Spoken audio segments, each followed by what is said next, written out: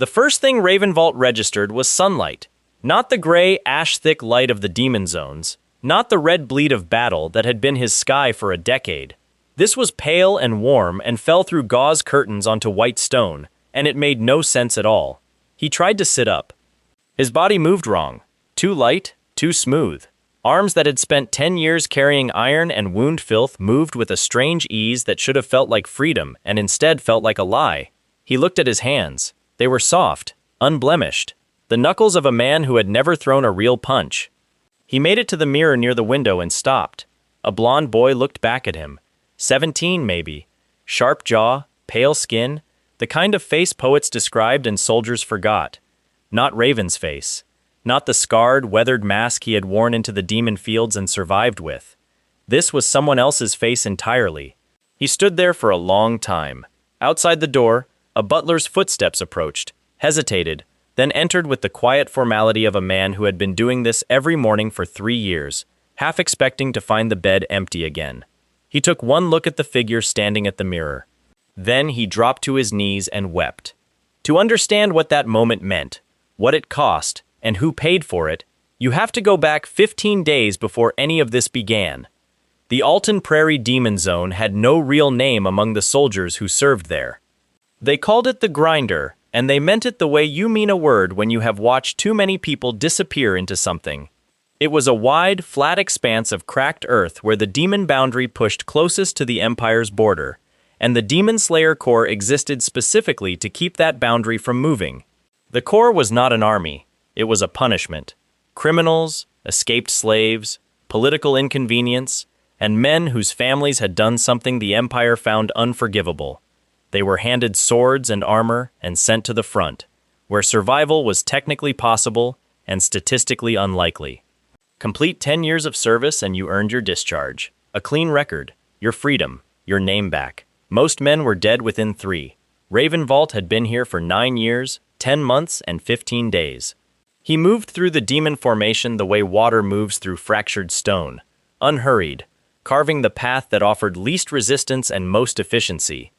3 demons in the outer ring went down before the rest registered his presence. The ones at center turned toward him. He counted 7, noted their spacing, and adjusted. The sword he used was not elegant. It was heavy and practical, with a grip worn smooth by years of the same hand, and he moved it with the economy of a man who had learned long ago that flashy was fatal. By the time the last demon fell, he was barely breathing harder.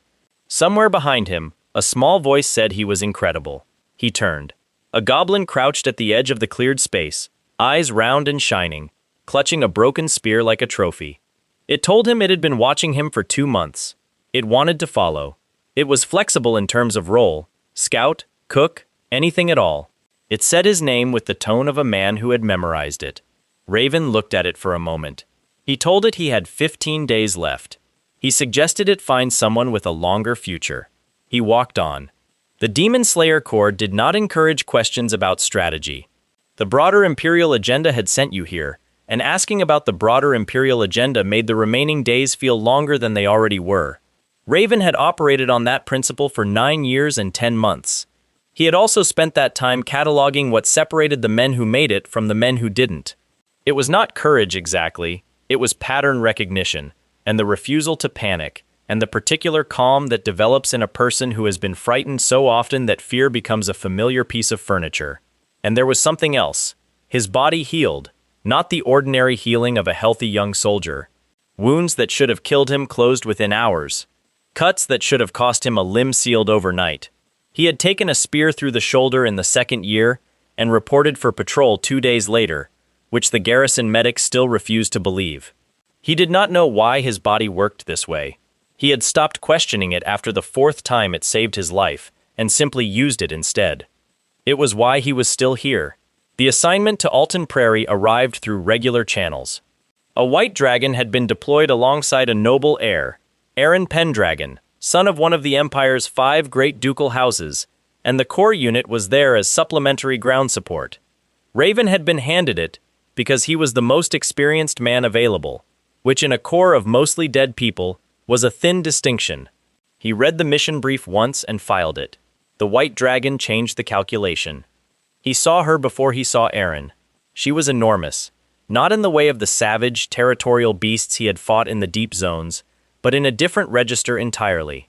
Those creatures operated on hunger and territory. This one moved through the morning battle as though it understood what it was doing, white scales catching no light because the sky over the prairie was the color of old iron. She turned when she needed to turn. She struck what needed to be struck. She was deliberate. Aaron Pendragon was not.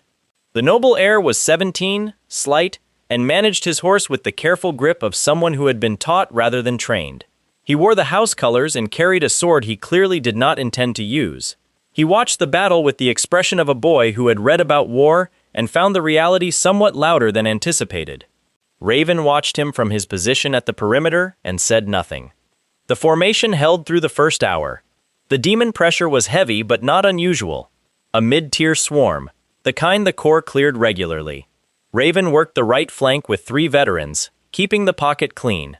The White Dragon held the center, and Aaron stayed close behind her. Then the swarm shifted.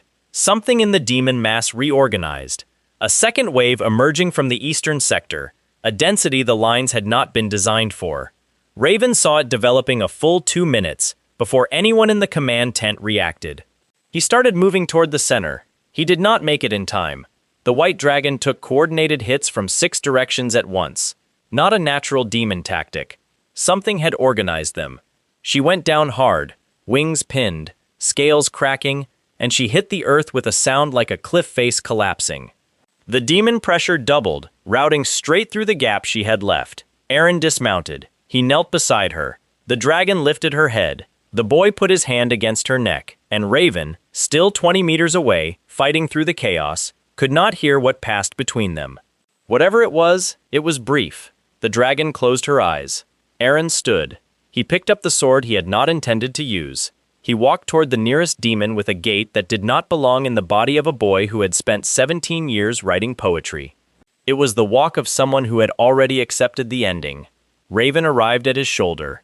He cut the 3 demons between them and the next wave without breaking stride, then grabbed Aaron by the collar and told him to get behind him. Aaron looked at him. He said the dragon was gone. He said he was sorry. He said something that Raven did not fully process until later, in the dark quiet of a room that was not his, staring at a face that was not his own. He said he hoped whoever came next would do better. Raven did not know what that meant. He found out. Commander Baltai appeared from the eastern line.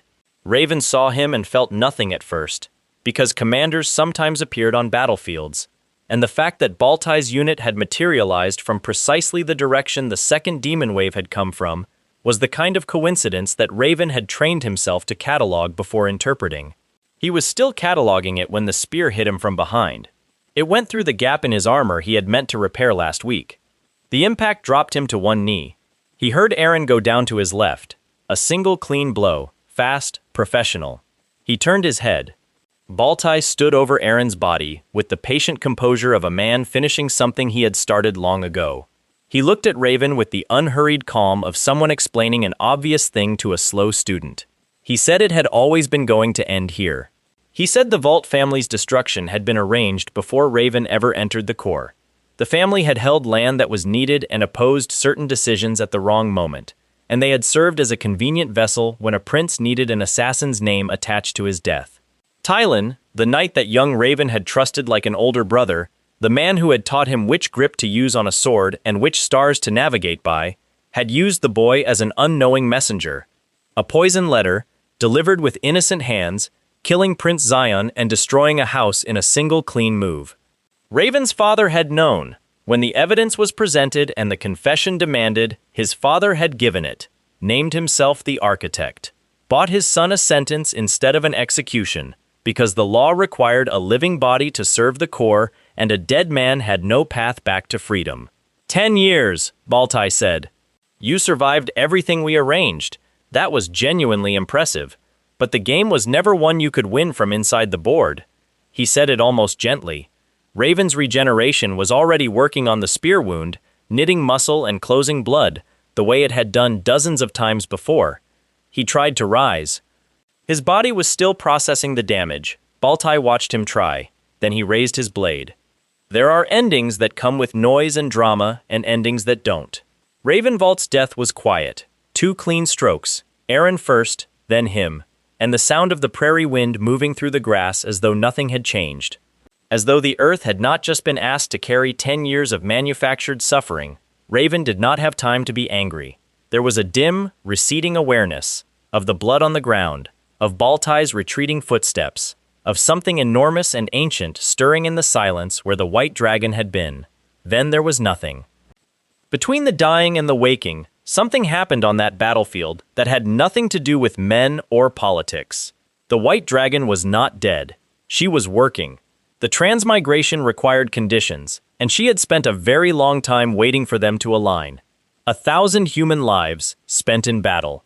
Demon blood, royal blood, dragon blood, and 2 celestial events converging overhead, sun and moon crossing at the same point in the sky, a conjunction that appeared once in a generation.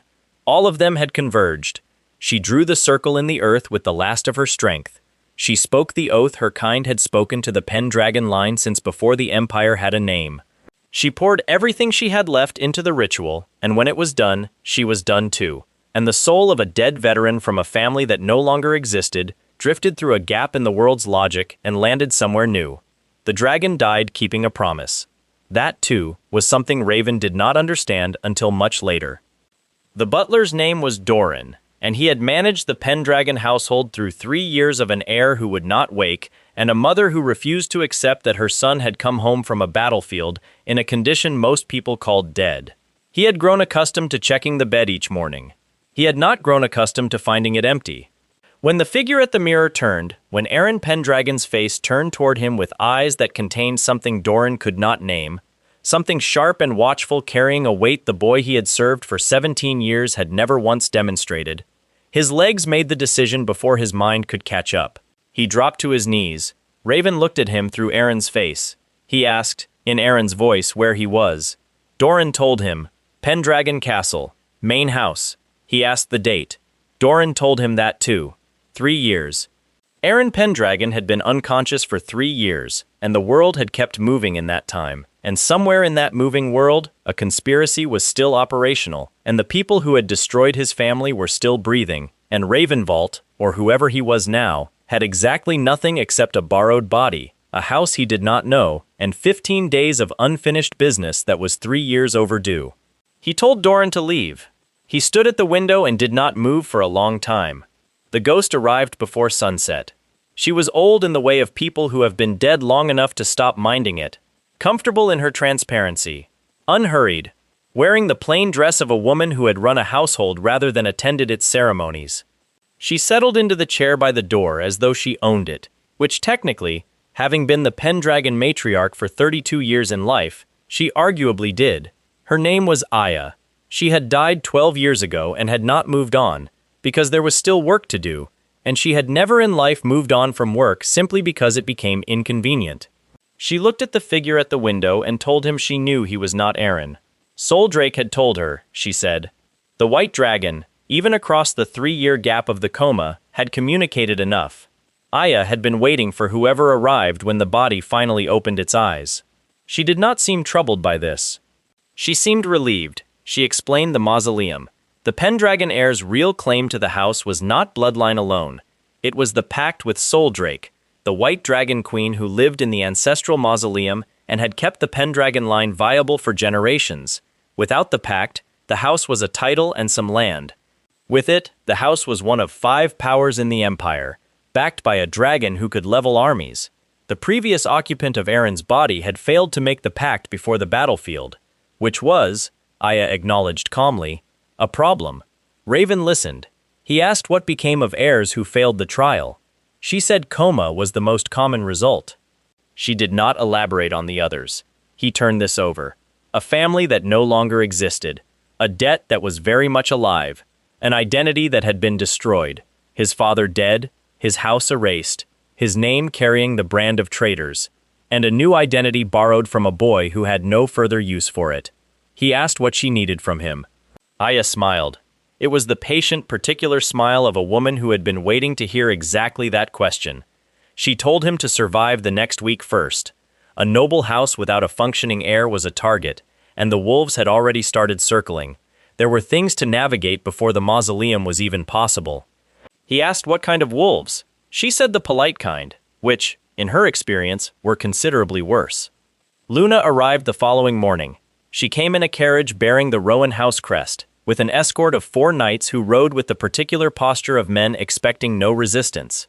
She was 18, beautiful in the precise and cultivated way that noble daughters were trained to be, and she had come with one purpose: to end the engagement between Rowan and Pendragon that had been arranged when both parties were children and had become, in Rowan's estimation, no longer advantageous.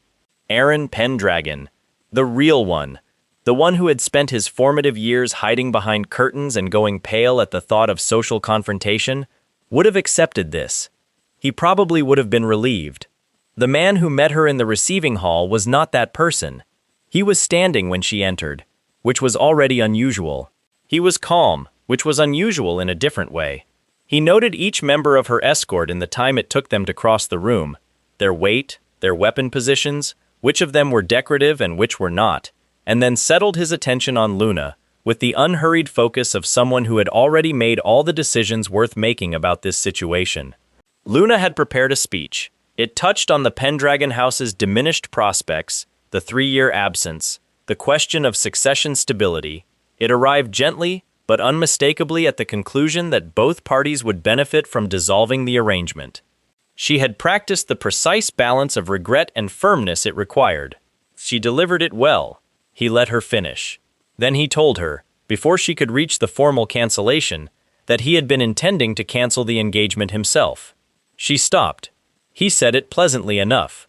He said the Pendragon House had no interest in maintaining ties that had become a burden to the other party, that he wished the Rowan House well in whatever served them better, and that the buyout terms in the original contract were acceptable. He would honor them, and she could keep the journey fee besides.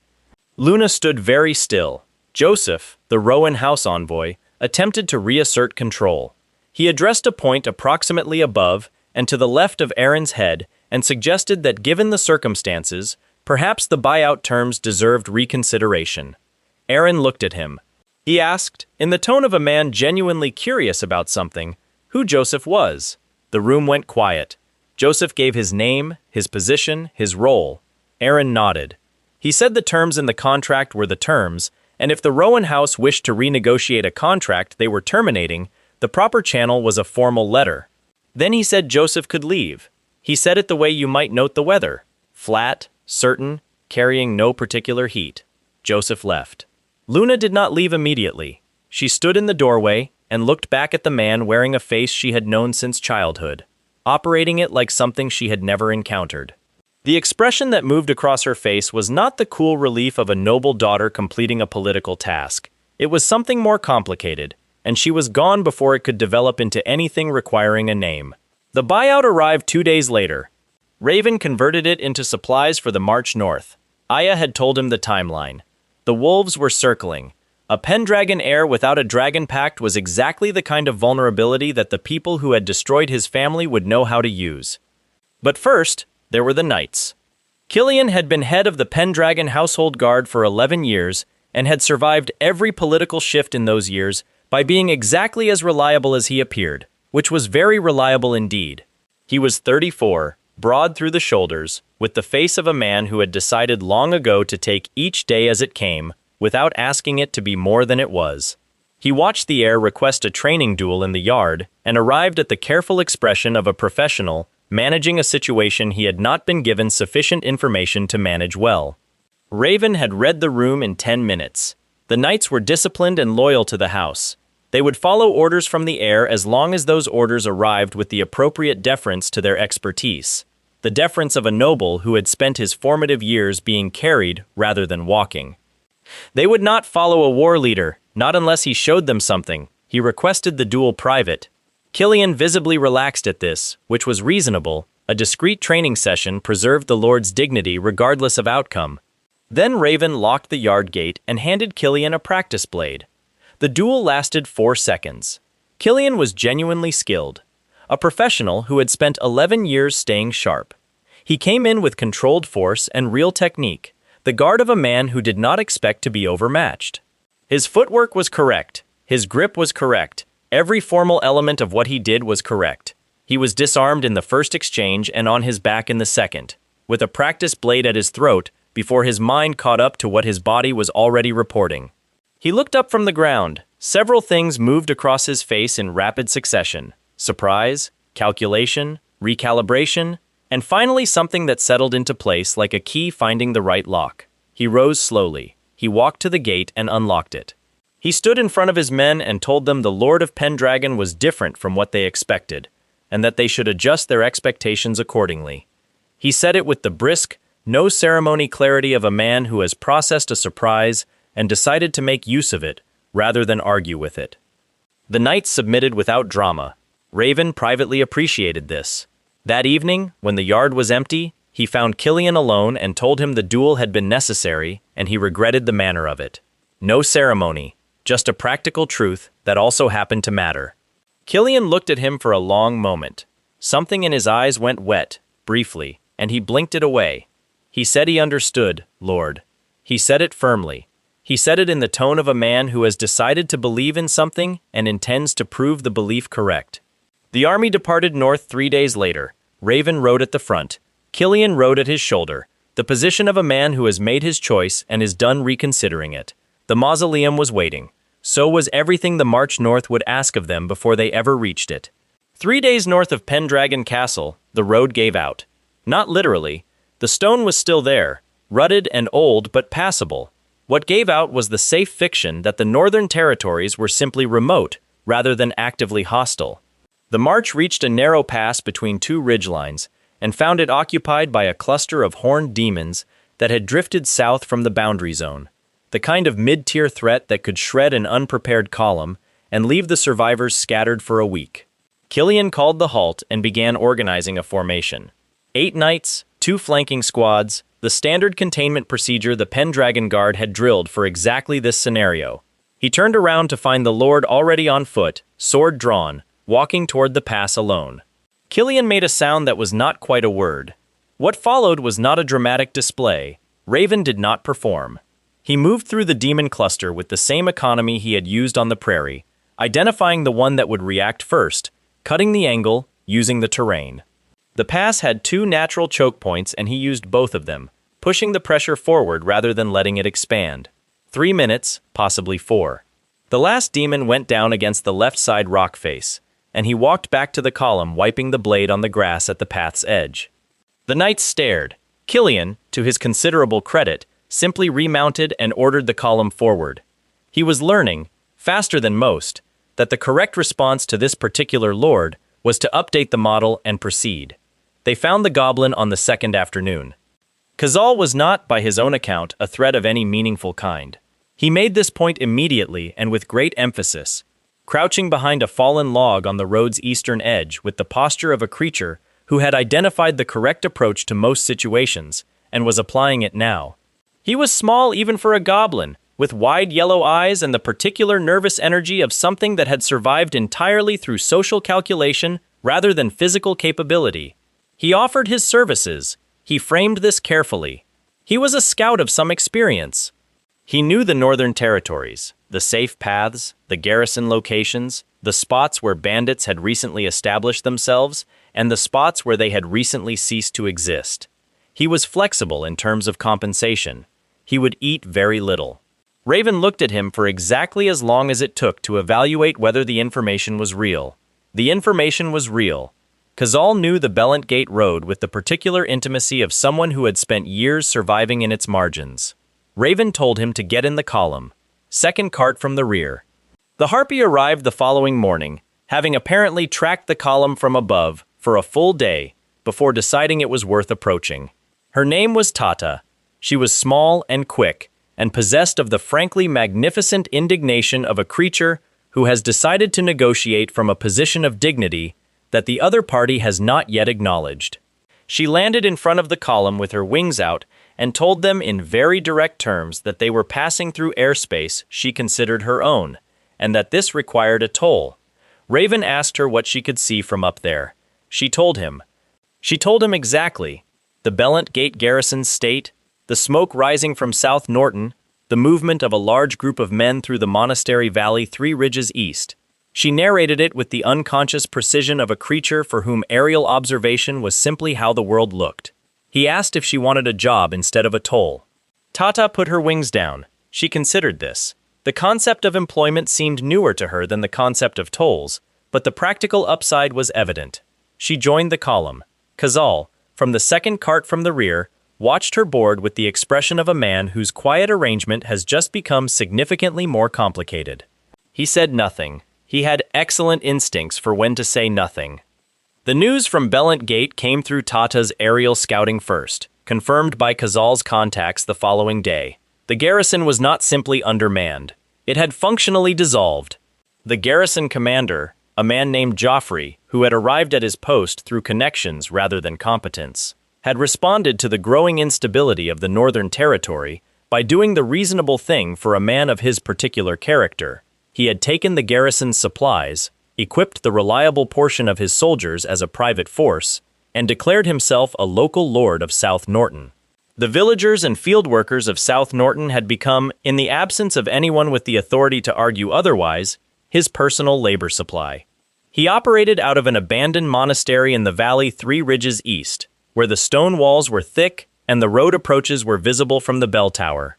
Raven listened to this report. He asked Kazal how many armed men. Kazal said 30 soldiers of variable quality. He added the qualifier that Joffrey was not, himself, a fighter. He was the kind of man who was dangerous through logistics rather than skill, the accumulated leverage of people who depended on his control for their survival. Raven told Killian to take the main column to the valley road and wait. Then he took Kazal, Tata, and 4 of the quieter knights and went east. The monastery sat in a natural bowl with the bell tower view Kazal had mentioned, which should have made approach difficult. Tata dissolved this advantage by occupying the bell tower herself from above, before anyone inside had worked out that the bird circling the roof was not, in fact, a bird in any meaningful strategic sense. She kept watch and reported down in the particular clicking language she and Kazal had begun developing over 3 days of shared column proximity, which Kazal translated with impressive speed. 12 men in the courtyard, 6 on the south wall, Joffrey in the monastery's main hall, villagers in the storage buildings to the east. Raven went in through the south wall while the courtyard was changing shifts. The 4 knights handled the courtyard with controlled, unhurried efficiency once the first alarm was suppressed. The south wall guards made it 2 minutes before they were contained. By the time Joffrey's personal guard reached the main hall's door, the door was already open, and the man they were rushing to protect was already sitting on the floor, disarmed, with Raven standing 3 feet away, and the particular attention of someone who has no interest in whatever Joffrey is about to say. Joffrey said several things. He offered resources, he offered information, he offered his professional assessment of why the situation had developed the way it had developed, and why any reasonable person would agree that his choices had been structurally inevitable. Raven let him finish. Then he told Joffrey to stand up. He walked him to the courtyard. The villagers of South Norton had gathered near the storage buildings by then, drawn by the noise, held in place by the uncertainty of the moment, watching through the gap in the eastern gate with faces that had the particular stillness of people who have spent a long time being careful about being seen to watch anything. Raven opened the gate. He said, clearly and without performance, that the man who had been managing this place was no longer managing anything. He said the question of what happened to him next was theirs. The silence that followed was about 6 seconds long. Then it stopped being silence. Killian, arriving with the main column at the Valley Road 2 hours later, received a situation report that he processed with visible effort. He confirmed that Joffrey was alive and in the custody of the South Norton villagers, which was technically correct. He confirmed that the monastery was secured. He asked, once, what precisely the handover had looked like. Raven told him it had looked like justice. Killian wrote this in the record as garrison situation resolved and did not elaborate. The supplies from the monastery resupply were real and useful. Stored grain, equipment, a serviceable forge. Raven had it distributed before the column moved out, keeping enough for the march and leaving the rest with South Norton. The villagers would not forget the calculation, and in a northern territory running on diminishing imperial authority, memory was currency. The Annona Forest began 3 days further north. It announced itself before it arrived. The trees thickened at the road's edges, and the light changed quality. Filtered, greenish, carrying the particular weight of old places that have not been extensively interfered with. The core camps had a name for forests like this. They called them closed, meaning the rules that governed the open world had been supplemented by additional rules that the trees did not share in advance. Kazal grew quieter with each kilometer. Tata flew lower. The Anona orcs controlled the forest's interior, and the Pendragon-Anona alliance was a historical artifact that had ceased to function when Aaron Pendragon failed the Mausoleum trial 3 years ago. Without the Dragon Pact, there was no basis for the relationship, and orcs did not extend courtesy based on paperwork. Their courtesy was simpler and more direct.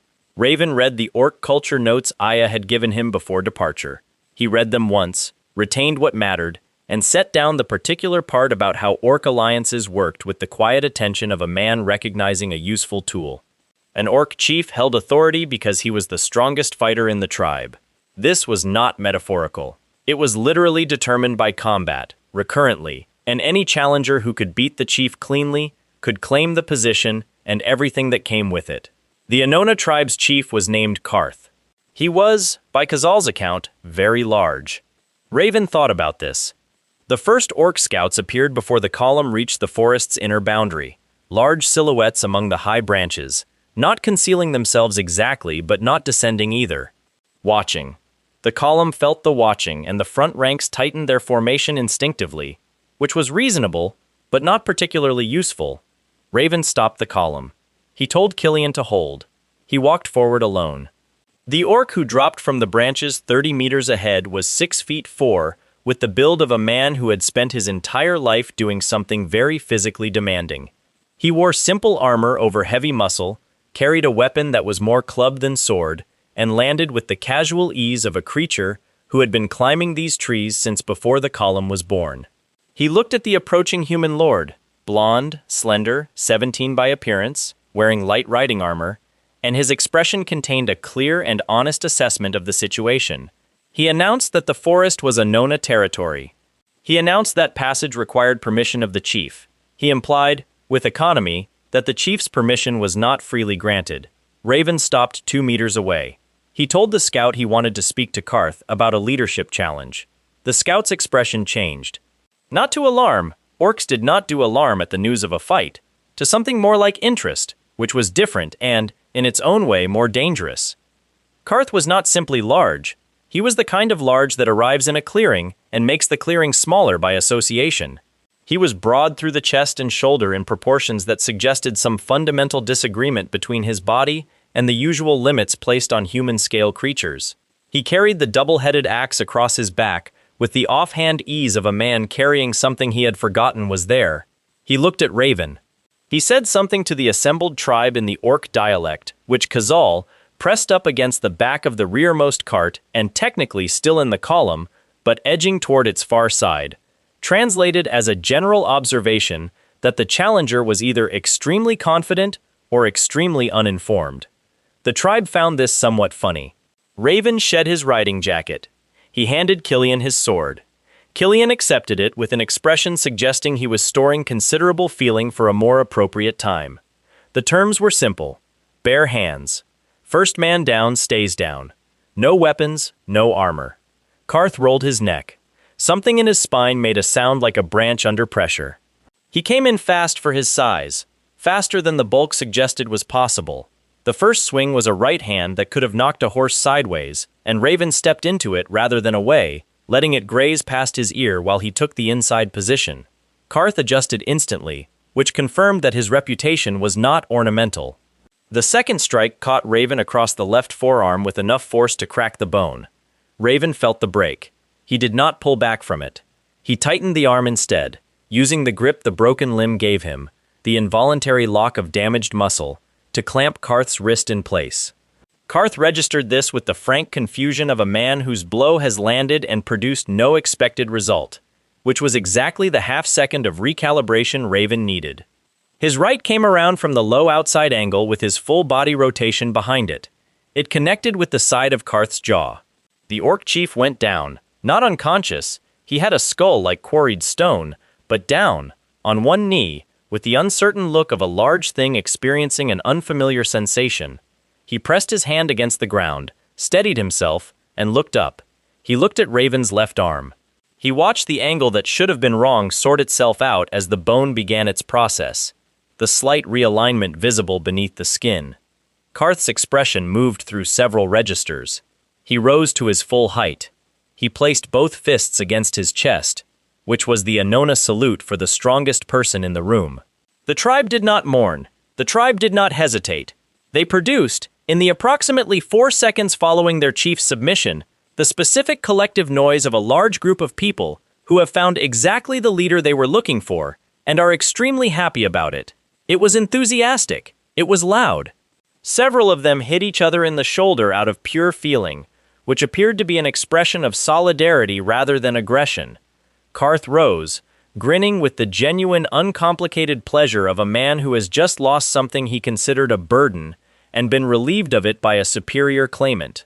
He said, through Kazal, that the Anona had been waiting for someone worth following.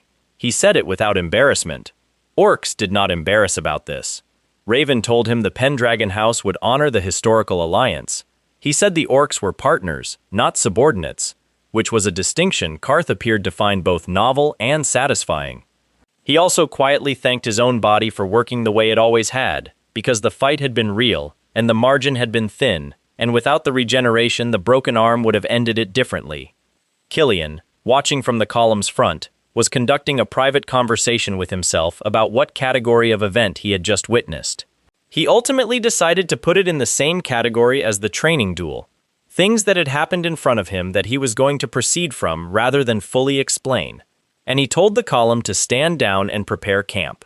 The army settled into the orc village that evening with the slightly careful energy of 2 groups who have just been told they are allies and are testing what that means in practice. The orcs fed everyone. They fed them enthusiastically and in enormous quantities, which was apparently their primary expression of welcome. Kazal, who had spent 3 days being carefully neutral about the orcs, quietly positioned himself as close to the cooking area as plausible and stayed there. Raven sat with Karth and the orc elders. An old shaman named Kartul's father managed the translation with the aid of Kazal's intermittent help, and the conversation that developed was practical rather than ceremonial. What the forest contained. What threats had shifted in the 3 years since the pact lapsed? Where the demon boundary was pushing. What the orcs had seen come through the northern approaches that they could not explain. There was a name mentioned toward the end of the conversation, spoken by Kartul's father with the considered care of someone raising a subject he has been waiting to raise. Lich. The old shaman said the word and watched Raven's face. A lich was a sorcerer who had sealed his soul in an object outside his body, making the body technically immortal for as long as the object survived. They commanded invisible wraiths, absolutely invisible, able to pass through solid objects, instantly fatal on contact. The Empire treated lich encounters as unwinnable and withdrew rather than engaged. There was a lich operating in the deep forest to the northeast, the shaman said, and it had been building something. A goblin tribe had vanished from the northeastern boundary 3 months ago. Not fled, vanished, which meant the lich had found a labor source. Raven asked how long before the lich's operation touched the orc village. The shaman said it already had. 2 scouts had not come back from the northeastern boundary last week. Raven was quiet for a moment. He asked Kartul, the shaman's son, who had been sitting at the edge of the conversation all evening with the attentive stillness of someone who has learned by listening, what his abilities were. Kartul said he had basic magical training, enhancement, binding, some limited summoning. He said it carefully, not falsely modest but aware he was being assessed. Raven told him to think about what was available to him in this forest, the old growth, the deep roots. He said to think specifically about whether there was anything living here old enough to respond to a summoning. Kartul's eyes changed slightly. He said there was a world tree, a very old one, northeast of the village. He had never attempted to summon from it because the attempt would either work or flatten him. Raven told him to start thinking about how to make it work. Kartul looked at him and then looked at his father, who appeared serene, in the specific way of old people who have waited a long time for the right person to ask the right question and have finally gotten it. The fire was burning lower. The orc village sounds settled into the comfortable register of a large group of people and creatures that had been fed and were deciding to trust the night. Somewhere in the upper branches, Tada was roosting with the informal authority of someone who had decided the camp was hers to watch over and had not asked anyone's permission. Kazal had fallen asleep beside the cooking fire with a piece of bread still in his hand. Nobody moved him. Raven looked north through the trees.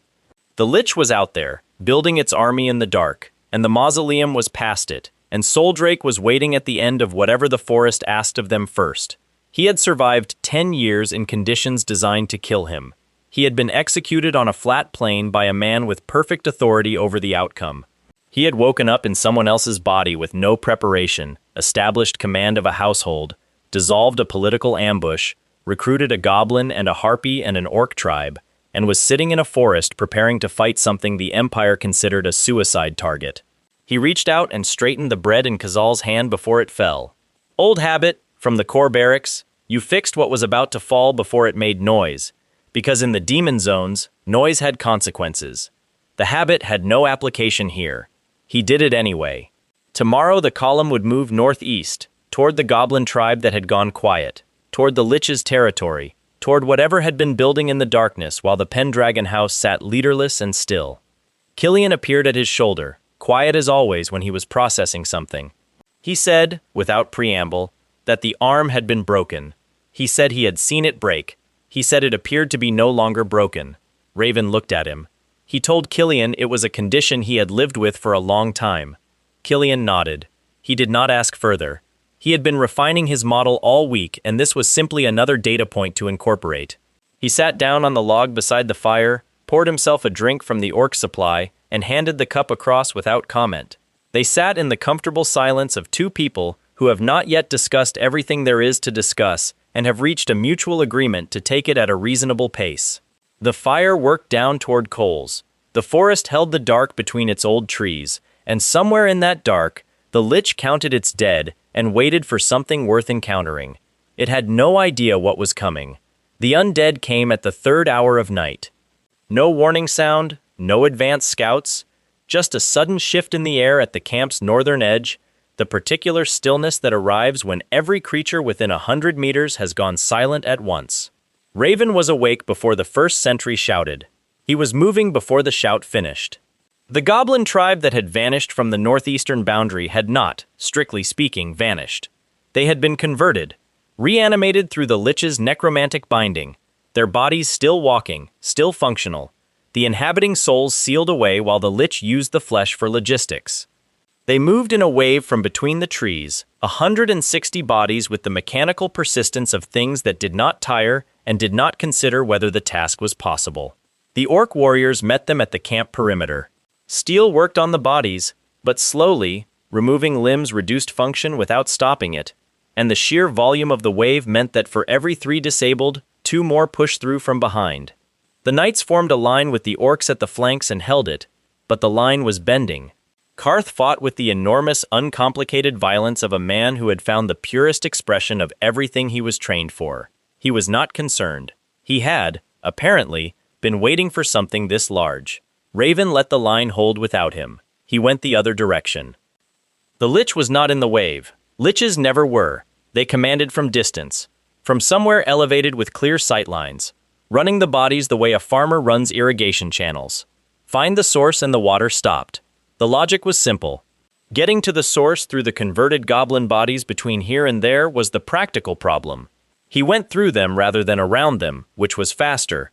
The sword at his hip was the Pendragon family heirloom, Widow's Wail, heavy and old, with a blade that held an edge better than its age suggested. He had used it during training and found it adequate. Running through the forest in the dark, cutting converted goblins away from his path, he noticed it doing something it had not done in training. It was glowing. Faint at first, a blue-white luminescence along the fuller, the channel cut into the blade's flat. He ran and the glow deepened, and the sword felt different in his hand, not heavier but more present, as if something inside the steel was paying attention. He filed this away and kept moving. The Lich's position was northeast, elevated. He found it by tracking the direction the converted goblins were coming from, the way you track a river to its source by walking against the current. The forest thinned at a long granite escarpment, and the Lich was at its edge, standing with the relaxed posture of something that had not been approached directly in a very long time. It was old. Not in the way of people or even old trees, but in the way of things that have refused to accept a natural ending and now exist as a kind of argument against time. Its body had the stretched, desiccated quality of something maintained rather than living, and it regarded Raven's arrival with the flat assessment of a creature that had sent 60 converted bodies between itself and anyone approaching from camp. The wraiths came off it like breath. Raven saw nothing. He felt the air displace and moved sideways, which was an instinct from the demon zones rather than any specific knowledge, and the displacement passed through the space where he had been standing. He looked where the wraith should have been visible, and saw only forest and escarpment edge, and the lich watching. Invisible. Completely invisible. Fast enough that seeing them first was not a viable strategy. He cut at the air where the displacement had been. The blade found something. The blue glow along the widow's wail flared when the edge connected. Not light exactly, but a quality of illumination that revealed the wraith's outline for the half-second the blade was in contact. A shape like a man built from smoke, briefly legible, then gone. It did not come at him again from that side. He understood the sword now. He understood what it was doing. He stopped thinking about it analytically and started using it. The wraiths were fast and they were invisible, but they moved in response to threat assessment. They approached from the angles a normal fighter would leave exposed, which meant their movement patterns were readable if you understood what they were protecting. He kept the blade moving in wide arcs, using the contact glow to track each wraith's position, giving them the exposed angles they were looking for, and then narrowing those angles at the last moment. It cost him 3 near misses that were too close by any reasonable standard. The lich began withdrawing along the escarpment edge. It had calculated that this human was not behaving correctly. Something in Raven's chest pulled tight and opened. Not pain, not exactly. Something older than pain. A warmth that started at the hand holding the sword and moved up through the arm and into the center of him, and when it arrived, the sword's glow stopped being faint. It went blue and brilliant, the light spilling across the granite and the dark trees, and the wraiths became fully visible in that light. 5 of them, hovering in a rough formation between Raven and the lich, suddenly legible and present in a way they had not been 30 seconds ago. He hit all 5 in the time it takes to count them. The lich made a sound he had not heard from anything before. Not fear, liches did not operate in that register, but a recalibration so fundamental it came out as something almost like sound. Its soul object was somewhere nearby. The soul seal that kept it operational existed in a physical form it would have hidden before beginning its operation. He found it the same way he had found the lich, by thinking about where he would have put it. A cleft in the granite, 6 feet to the left of where the lich stood, sealed with a stone that had been placed deliberately rather than fallen naturally. He crossed the distance and drove the sword through the cleft, and the stone cracked, and the lich came apart. Not dramatically, not with a final monologue, but with the simple cessation of a light that has been running on borrowed fuel and has finally run out. The converted goblins stopped moving at the camp simultaneously. The forest went quiet. Raven stood on the escarpment and let the blue glow in the sword fade, and felt the warmth in his chest settle into something that was still there but quieter, like a fire banked rather than extinguished. He looked at his hand, the knuckles of Aaron Pendragon's body, soft and unmarked, holding a sword that had just shown him something he had not expected to see. He looked north, through the dark. Somewhere beyond the tree line, the mausoleum waited.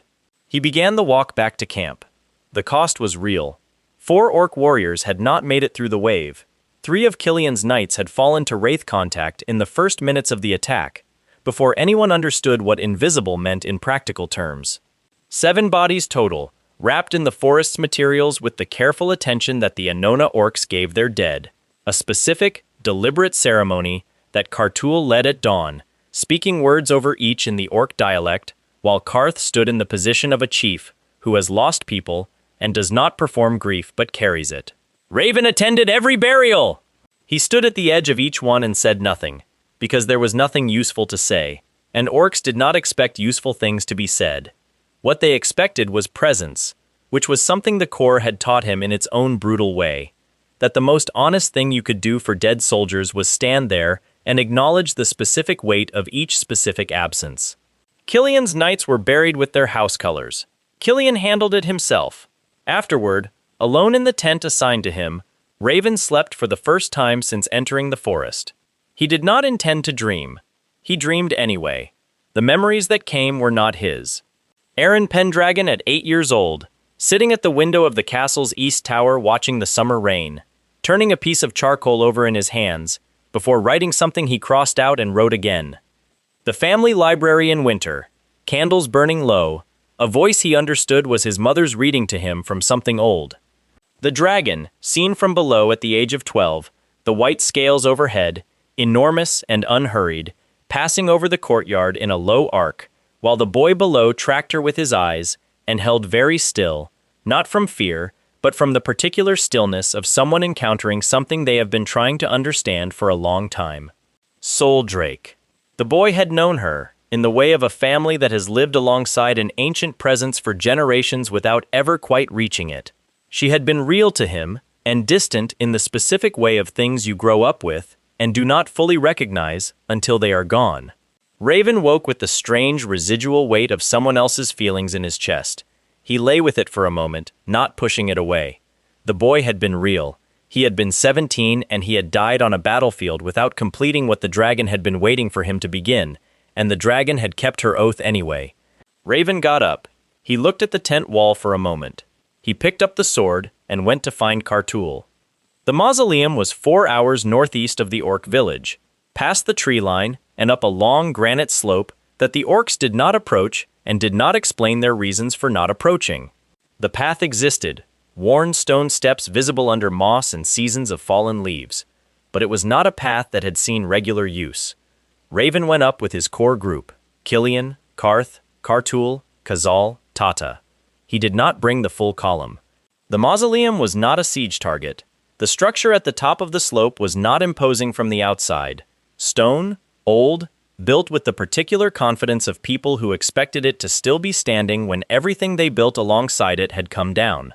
The door had no lock, which was either because the builders had not anticipated needing one, or because they had been very certain that the contents would manage their own security. The door opened when he touched it. Inside, the air was different. Not cold, not temperature exactly. The quality of it carried the awareness of something very old paying very close attention. The passage ran straight and then opened into a chamber, and the chamber held the ghost of Gordon Pendragon, the family founder, standing at its center with the posture of a man who has been waiting and does not mind. He looked at Raven. He said, through the particular clarity of something that exists entirely in the register of significance, that the trial could begin when the air was ready. Raven said he was ready. Gordon Pendragon's ghost was still for a moment. Then he said that the trial did not ask for readiness, it asked for honesty. He said it as though the distinction was the only thing worth saying. Then he stepped aside. Soldrake's voice filled the chamber. She did not appear as a dragon. Not yet. Her presence arrived the way the awareness of something immense arrives. Not through size exactly, but through the understanding that the space you are standing in has been completely claimed by something that has existed far longer than you. She spoke in the language of whatever she was, ancient, multitonal, and somehow the meaning transferred directly rather than through translation, the way the sensation of cold transfers without requiring a word. She said she knew what he was. She said she had known from the moment the conditions aligned and the soul arrived. She said that the question of the trial was not what it usually was.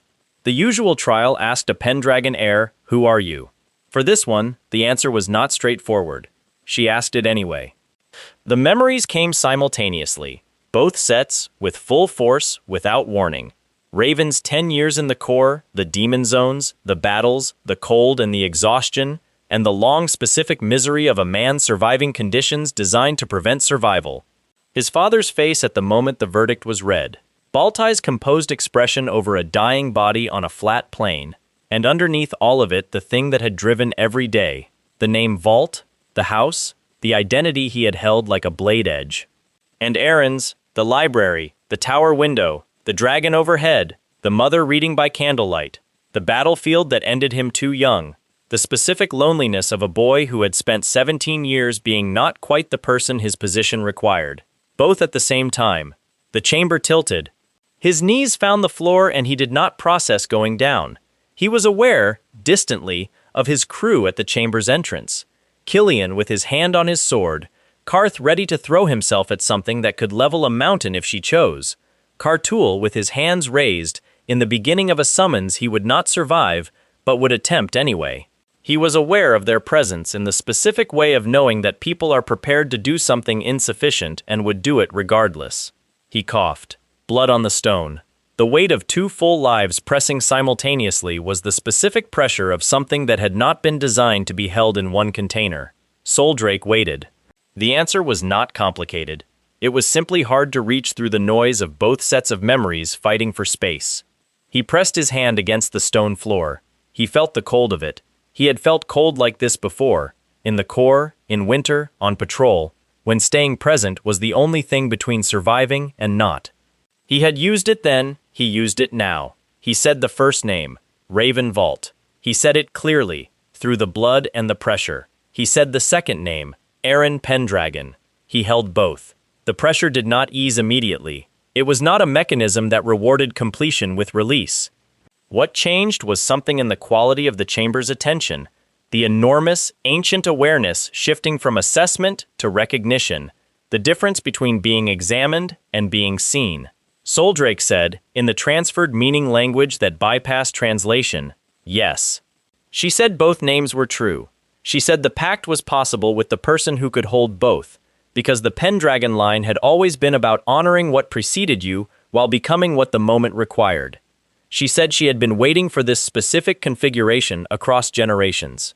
She said his name, the name his original family had used. Ray. The pressure eased. Raven pulled himself upright. He did not try to look composed about it. His crew were still at the doorway. Killian had tears on his face and had not noticed. Karth had the expression of a man who has had to hold himself back from a fight with something he could not punch, and found the experience genuinely unpleasant. Kartul's hands were still raised and shaking slightly. Raven looked at them for a moment. He told Killian to put his sword away. He told Karth he was fine. He told Kartul that the summons had not been necessary and he was grateful it had been ready. Kartul lowered his hands. Something about his expression suggested he had just learned something about loyalty that he would carry for a long time. The pact settled into him quietly, which he had not expected. He had expected something dramatic. The core had conditioned him to associate significant events with noise and impact. The dragon aura's integration was more like a door opening, a passage that had always been there becoming available. The warmth he had felt on the escarpment with the wraiths was the beginning of it. This was the full articulation. He felt it in the sword first, then in the space between his shoulder blades, which was apparently where dragon aura physically manifested. He did not test it in the chamber. There were other things to address. Outside, the 6 dragons arrived. They came over the ridge in a loose formation. Purple, green, black, 2 brown, 1 enormous, and old. And the sky above the mausoleum changed quality in the way skies do when something is happening in them that does not happen on regular occasions. They circled. They were assessing. Then Soldrake emerged from the mausoleum, not as a voice, not as a presence. She came through the mausoleum door in a form that had not been seen in recorded history. 2 arms, 2 legs, gray hair worn loose, a blue dress that moved oddly in the wind, as though it had not entirely decided on its relationship with physical law. Wings folded against her back, half visible, the only element that had not fully committed to the human translation. Her eyes were the same as the dragon's eyes, ancient, blue-white, carrying the depth of something that had witnessed everything worth witnessing. Killian made a sound he would later describe, unconvincingly, as a cough. The 6 dragons did not make sounds. They circled lower. Their formation had the language of a challenge rather than a visit. Soldrake looked up at them. She said something, actual sound now, in her own language, and the tone of it was the tone of someone who has been patient for a very long time and has reached the end of that patience's natural term. She was not threatening, she was simply specific about what she was, what the pact was, and what that meant for the conversation. The dragons circled one more time. Then they went. Not defeated, they had not come for a fight exactly, but redirected, the way a current redirects when it encounters something more certain of its path. The sky above the mausoleum returned to being simply sky. Soldrake turned around. She looked at the assembled group. Knights, orc chief, orc shaman, goblin, harpy. with the composed assessment of someone cataloging a new situation. She looked at Raven last, and held the look for slightly longer than the others. She said his name again, Ray. He said her name, her real name, which existed in the transferred meaning language and did not translate precisely, but the closest human syllable was soul. He said soul the way you say the name of something you have understood for a long time and are addressing directly for the first. She did not smile exactly. Her face was new to the expression and was working through its options. What landed was something quieter and more complete than a smile. She asked if he was hungry. She said the dragon form did not require food, but this form appeared to have opinions about it that she was still evaluating. He told her he could cook. She considered this. She said she would observe and determine whether the results were consistent with the energy expenditure. Karth looked between the two of them with the frank bewilderment of a creature encountering a social register he had no framework for. He leaned toward Kartul and said something in the orc dialect. Kartul translated, under his breath, for Kazal's benefit. Kazal looked at the ceiling of the sky, the open stone of the mausoleum slope, and decided he had seen enough things today to last him for a reasonable while. Tata was already flying back toward camp to report, which was useful because someone needed to tell Killian's remaining knights that the mission had succeeded before they arrived at their own interpretations. Raven stood on the granite slope in the afternoon light with a dragon queen beside him in a form nobody had ever seen, an orc chief who had sworn himself to whatever this expedition turned into, a shaman who had nearly summoned a world tree for a man he had met 4 days ago, a goblin who had attached himself to something he could not fully explain, and a harpy who was already several hundred meters away because she had correctly identified the most useful role available. He looked north and west, the direction of Pendragon Castle, the family name that had been destroyed, the frame that was still intact, the men who had built it still operational, Baltai somewhere in the Empire, Orangas somewhere in the south, and a conspiracy that had not finished running. He had a house now. He had a pact. He had the beginning of what an army looked like when it was built correctly, from loyalty rather than obligation. He told the group to descend. He told them they were going home. The return march took 6 days. The forest let them through without incident, which Raven noted as something worth crediting to Karth's presence. The orc chief's relationship with the Anona territory was complex and unspoken, but things that might have required management on the way north simply were not present on the way back. On the 4th night, Raven dreamed of Aaron again. The memories were settling into something more organized, less the simultaneous flood of the mausoleum trial, and more a quiet archive he could access when the sleeping mind reached for it. He woke from this one with the specific weight of a particular evening in the castle library, Aaron at 14, reading something his mother had been too busy to explain, and choosing instead to understand it alone. The boy had been more resilient than anyone gave him credit for. Raven lay in the dark and considered that for a while, then let it rest. Pendragon Castle received them with the noise of people who have been holding a collective breath for several weeks and have just been told they can exhale. Word had preceded them. Tata was an effective scout, and Kazal had sent ahead through channels nobody had asked him to establish, but which turned out to be useful, and the gates were open when the column came up the road. The village outside the walls had gathered in a loose crowd, watching the return with the particular expression of people who have learned not to celebrate prematurely and are trying to determine whether this is a premature occasion. Then Soldrake, still in her human form, riding alongside the column, looked up at something, and the air above the castle shifted, and the white dragon presence that had been absent from Pendragon territory for 3 years returned with the quiet certainty of a thing restored to where it belonged. The crowd made a sound that started as murmuring and became something considerably louder. Killian rode in at the column's head with the rigid composure of a man who has been waiting to feel this specific thing for a long time and is managing the feeling at a clip. He kept his expression professional. His eyes were doing something else entirely. The banquet was held that evening in the main hall, and it was the first time in 3 years that the main hall had been used for something that was not a planning meeting or a management session about the declining household accounts. Karth ate approximately half the table's contents and offered to eat the rest if they were going to waste it, which Killian declined with careful diplomacy.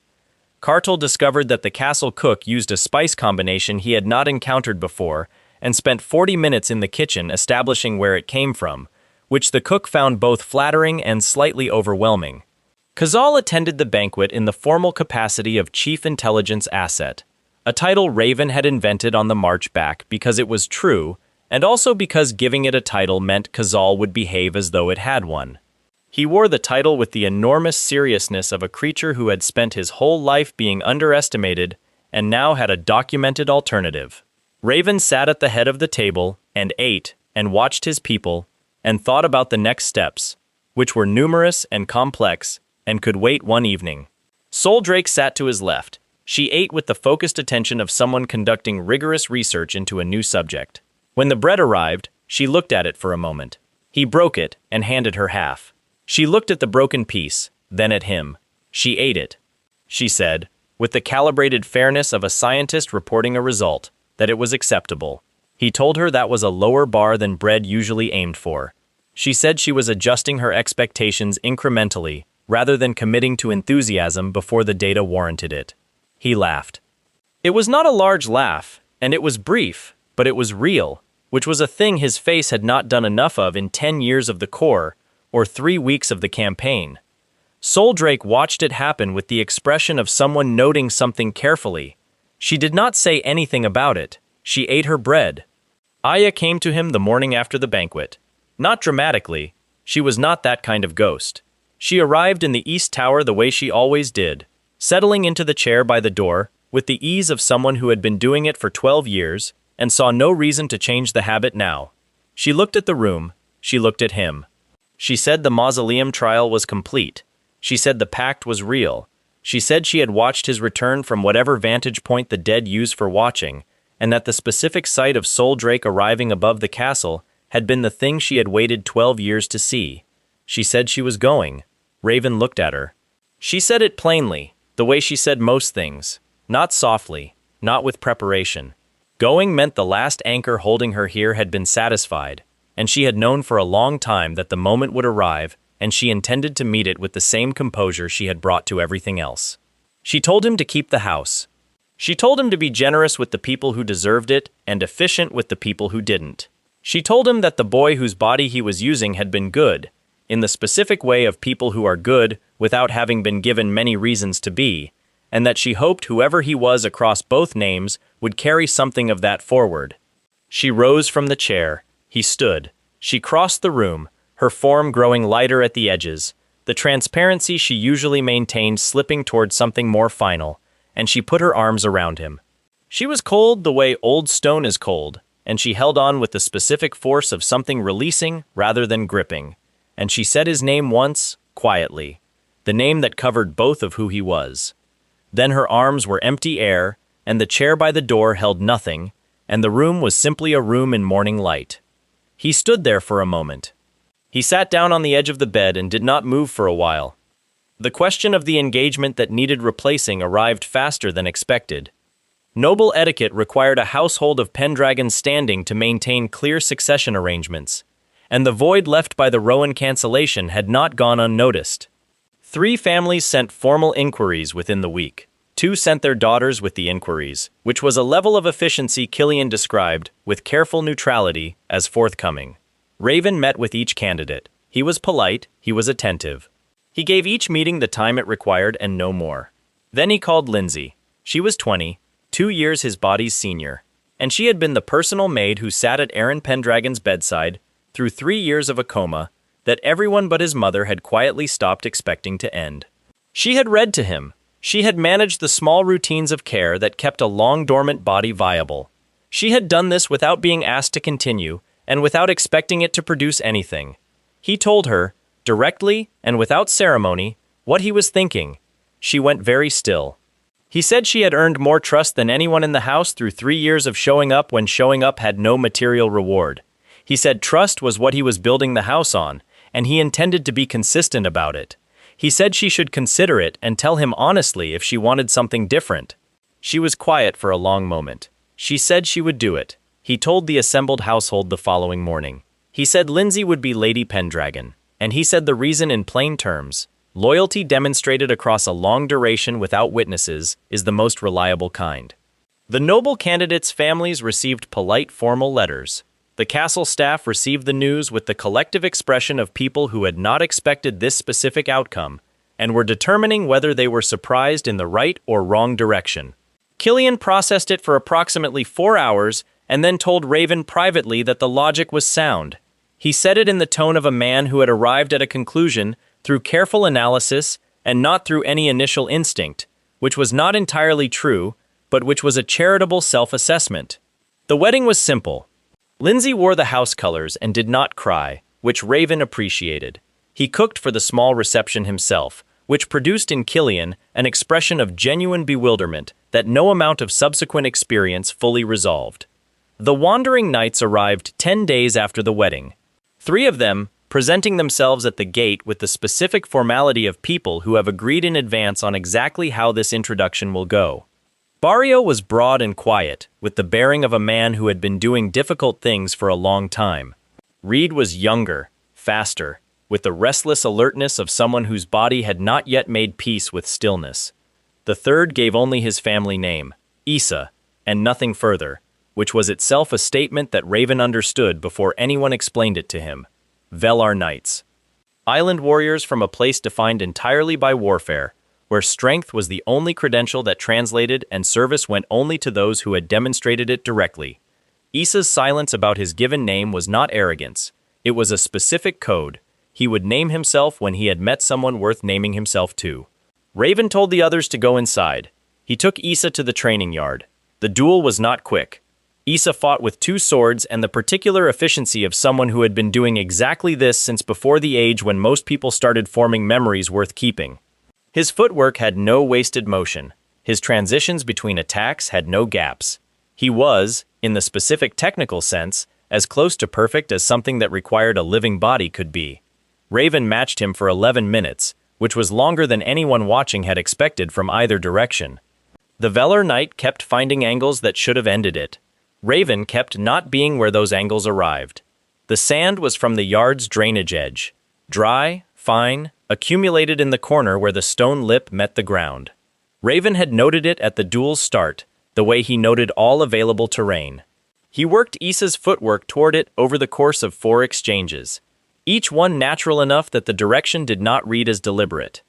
On the 12th minute, when Issa committed to a double-strike combination that his form had telegraphed twice earlier in the fight, Raven's heel dragged the sand across the stone underfoot.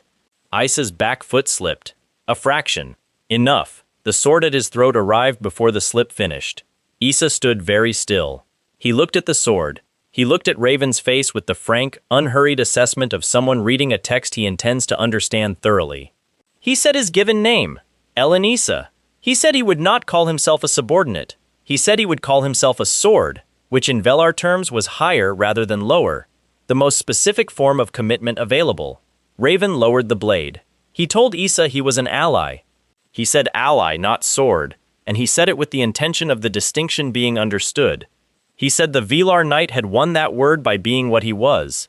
Issa looked at him for a moment longer. He put his swords away. He said quietly that he had not expected to find a reason out here. He said it as a man who has been carrying something heavy and has just been told he can put it down. Raven did not press on what that meant. Some things were offered once and not available for elaboration. The centaurs came from the forest in a formation that had no natural explanation. They hit the Anona Orc village on the eastern boundary at dawn, a full herd of 40, moving with the coordinated direction of creatures operating under external instruction rather than their own impulse. The centaur clans did not attack orc settlements. The orc settlements and the centaur territories had maintained a cold distance for generations, neither warm nor hostile, and the change in that pattern had only one plausible source. Imperial arrows followed the centaur charge from the tree line. Not a full military force. A small, positioned unit providing suppression while the centaurs created the primary chaos. Raven arrived with his full group and looked at the shape of the attack for exactly long enough to understand it. He rode at the centaur herd alone, at speed, from the eastern flank, not to fight them. They were not the enemy in any meaningful sense. He rode toward the centaur leader, the largest of them, operating at center, the one whose movement the herd was tracking, and he stayed out of reach, staying visible, staying loud, pulling the herd's attention from the village by offering something more immediate. The herd chased him east. Issa appeared on a griffin from above. borrowed from Karth's alliance with the forest's upper fauna through a chain of favors Raven had not tracked precisely, and provided aerial coverage that prevented the Imperial Arrow unit from repositioning. Karth hit the Arrow unit from the tree line's opposite side with 8 warriors and the contained, efficient violence of people who have found the source of the problem and are ending it. Raven led the centaur herd to a clearing a kilometer east and stopped. He waited for the herd to surround him. The shield on his left arm, a Pendragon inheritance piece with an enhancement property that nobody in the house had known how to activate for 2 generations, pulsed once, warm, and the dragon aura that had been building through the chase released through it in a wide arc. Not offensive, purely outward, an expanding pulse of warmth and stabilization that hit every centaur within 30 meters. The hypnotic effect broke. 40 centaurs came back to themselves in a clearing, standing around a single blonde nobleman who was looking at them with the patient expression of a man waiting to have a conversation. The centaur leader looked at his own hands. He looked at the village smoke behind them. He looked at Raven. Raven told him, simply and factually, that a mirror magic artifact had been used on the herd. He said the attack on the orcs had been manufactured. He said the real target was the alliance between the 2 groups, and whoever had arranged it would benefit from them staying enemies. He said he wanted the centaurs to know who had actually done this, so they could point their anger in the accurate direction. The centaur leader was quiet for a moment. Then he put his right fist against his chest. It was not the Anona salute. It was something older, and Karth, arriving at the clearing's edge, recognized it and said nothing but stood a fraction straighter. Prince Ian arrived 2 weeks later with his sister Ingrid and a guard of 30. He rode into the Pendragon yard with the posture of a man who has decided in advance how every interaction today will proceed, wearing a public authority-like armor, and he deployed it the moment Raven met him at the gate. A pressure, physical and psychic, the particular force that Imperial blood carried when its bearer chose to use it. Raven felt it arrive. He let it settle around him. Then he brought the dragon aura up, quiet and specific, and the pressure met something equally immovable and stopped. Ian looked at him. The prince held the posture for exactly long enough to confirm that it was not going to work, then released it with the clean efficiency of a man who tests things once and does not waste time on what has been determined. He said he had a problem. He said his brother Zion had been killed 3 years ago in Sisk. He said it the way people say things they have said many times, holding the fact out in front of them because keeping it inside has become structurally impossible. He said someone had arranged it, and the arrangement had been clean enough that 3 years of looking had produced nothing he could use. He said a lord with a dragon pact and a particular reputation for solving the kind of problem that did not formally exist was someone he wanted to talk to. Raven told him to come inside. Ingrid, Ian's sister, previously his fiancée in the arrangement the Rowan cancellation had been adjacent to, watched this exchange from behind her brother with the specific attention of someone who came prepared to be unimpressed and has encountered something that requires revising that preparation. She did not say anything at the gate. She found a way to say it later, multiple times, in ways that made Killian find reasons to be in other parts of the castle. Luz was a coastal city with the particular energy of a port that handles more than its official ledgers recorded.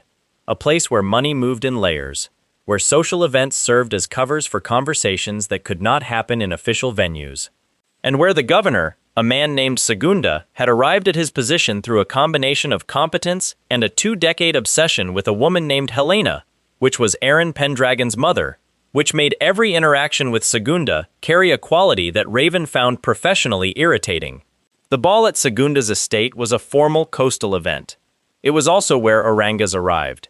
He came as a pirate captain, which was a cover that fit the way a large creature fits a small space, technically functional, but visibly straining. He was massive, dark-haired, with the calm of someone who does not feel the need to perform threat because the threat is present without performance. He brought fighters. He killed 3 guests in the first minutes to establish the register of the evening, which was effective if not elegant. Raven and Ian hit him from 2 sides simultaneously. Orangas handled being hit from 2 sides simultaneously the way a mountain handles weather, with patience and the general attitude of something that has been here longer than the problem and expects to be here when it is over. He was stronger than either of them individually and faster than his size suggested. and the two-on-one combination that should have been decisive was instead a controlled survival exercise that lasted 11 minutes and cost both of them blood. Karth cleared the pirate orc contingent with the comprehensive enthusiasm of someone who has been waiting for an appropriately scaled problem, which the pirate orcs were not, quite, but which was close enough. Isa found Vincent, a Tower of Twilight operative working as Segunda's night cover, and the two of them produced, in the ballroom's east wing, the kind of fight that happens when two people of genuine quality meet and cannot reach an easy conclusion. They separated without resolution, which was itself a conclusion of a kind. The ending came through Raven's legs. Orangas was pulling back toward the window, and the griffin waiting outside it, and Raven went low rather than high, coming under the escape path, catching the ankle and pulling, and the technique that finished it was not impressive or dramatic. It was the particular pragmatism of a man who had spent 10 years learning that the position which won was the one available, not the one that looked correct. He broke Orangas's thumb on the grip hand. He put him on the ground. He had the sword at the throat for perhaps 2 seconds. Orangas looked up at him with the specific expression of a man recalibrating rather than afraid. His right eye was damaged, had been damaged in the exchange, blood closing it, and the good eye assessed Raven with the patient thoroughness of something planning the next move across a longer timeline than tonight. Then the griffin outside the window descended, and Orangas moved. And the move was fast enough that the choice was let him go or take a hit that would have ended the evening differently. Raven let him go. Segunda, in the aftermath, found himself beaten and stripped by the man he had invited to his own event, which was a fitting conclusion to an obsession that had never understood what it was actually dealing with. Ron, Segunda's other operative, whom Raven identified from past life knowledge as the master of the Tower of Twilight, found himself with a recruitment offer before the evening was fully over. He accepted with the composed interest of someone who has been watching a particular person and has reached a conclusion about the value of the association. Sisk smelled like fish salt and old rope, which was what port cities that worked for a living smelled like beneath the formal layer. Raven entered it as Raven, using his original family name as cover, which was the particular irony of a man whose identity had been erased, using it as the safest false name available.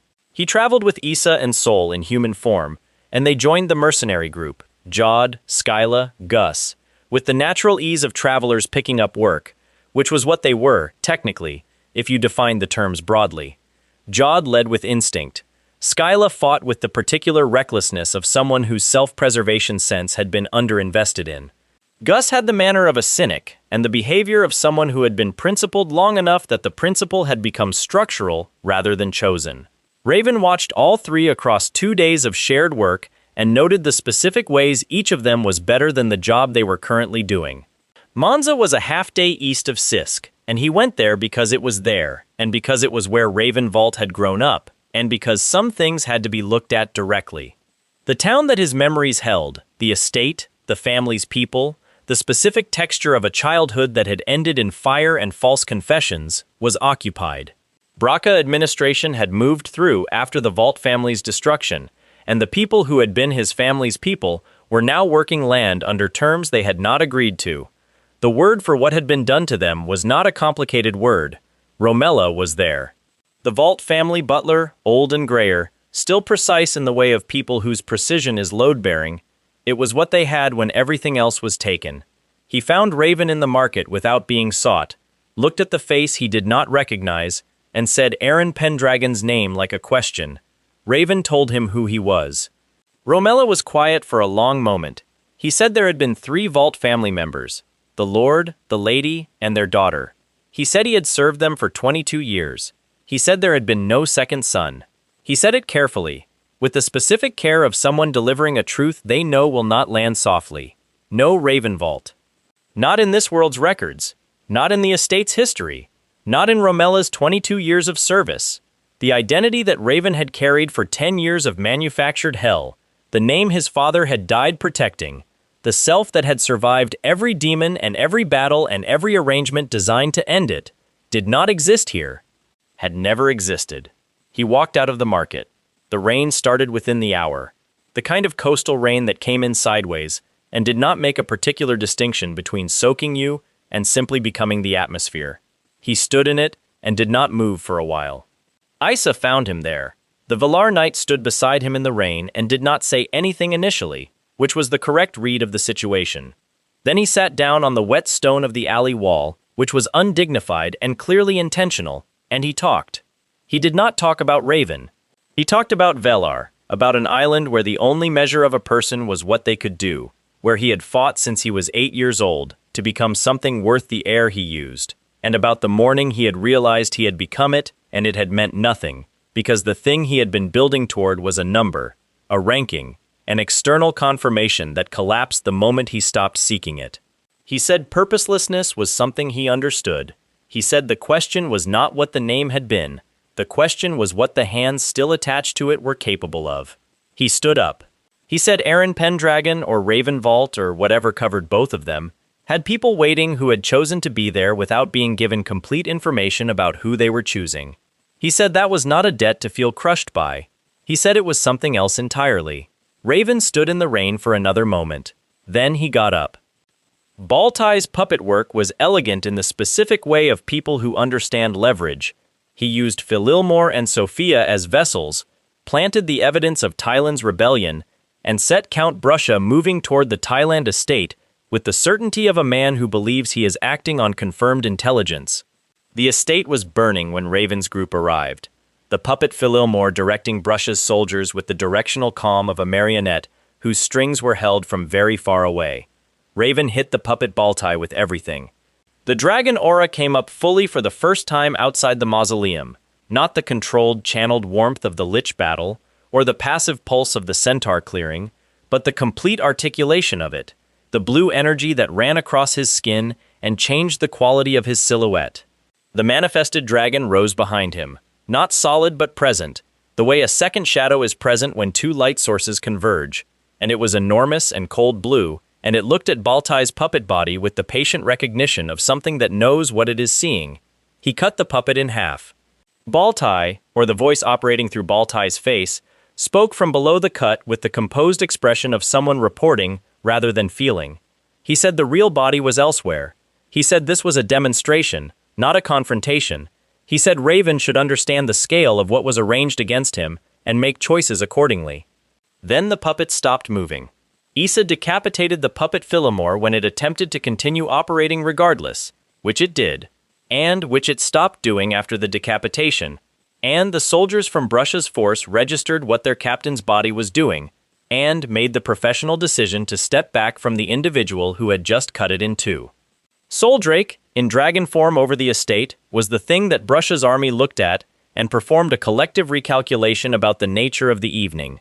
Brusha himself, the count who had declared war on Thailand based on manufactured testimony, who had been the instrument of the fabrication without being its author, did not meet his end at Raven's hands.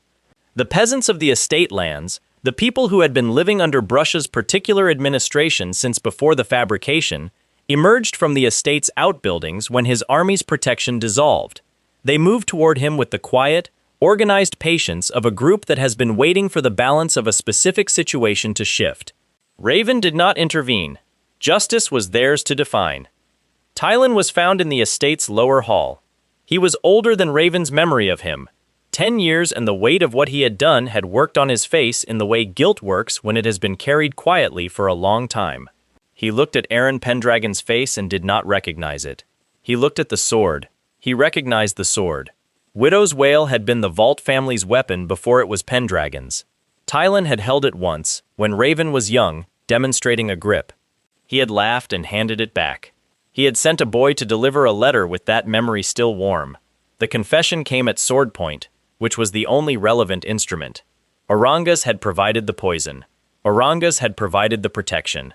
The assassination of Prince Zion, the framing of the Vault family, the letter delivered by a boy who had no idea what he was carrying, all of it traced back to the Duke of Orangas, who had needed Zion gone and had needed a convenient vessel for the blame. Tylan said it on his knees. He said all of it. The man who had been a father figure to the boy that Raven had been knelt on the floor of a burning estate and confessed to the instrument of his own design. Raven looked at him for a long moment. He told Jod to bind him. He told the mercenaries Tylan would travel as a prisoner. He did not say anything else to him. The scene that closed everything came with no audience. Baltai, the real Baltai, in his real body, knelt before a throne in a southern chamber Raven would not see for a long time. The throne was large, and the room around it contained consorts from a variety of peoples and races, which was the particular aesthetic of power that has stopped needing to prove itself through conventional symbols.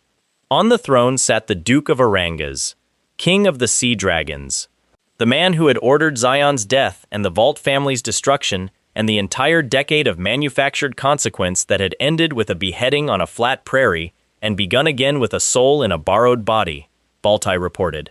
He said the Pendragon House was operational. He said the Dragon Pact was confirmed. He said the Lord of Pendragon was not what anyone had expected. Arangas listened with the composed patience of a man who has been playing a long game and has factored setbacks into the model from the beginning. His right eye was bandaged, a coastal ball's souvenir, and it did not appear to trouble him. He said to continue. He said it the way a tide says it, which is without ceremony and with absolute certainty, and Baltai, still kneeling, lowered his head. The real opponent had never been Baltai. It had never been Tylin or Brusha or Segunda or any of the pieces on the board.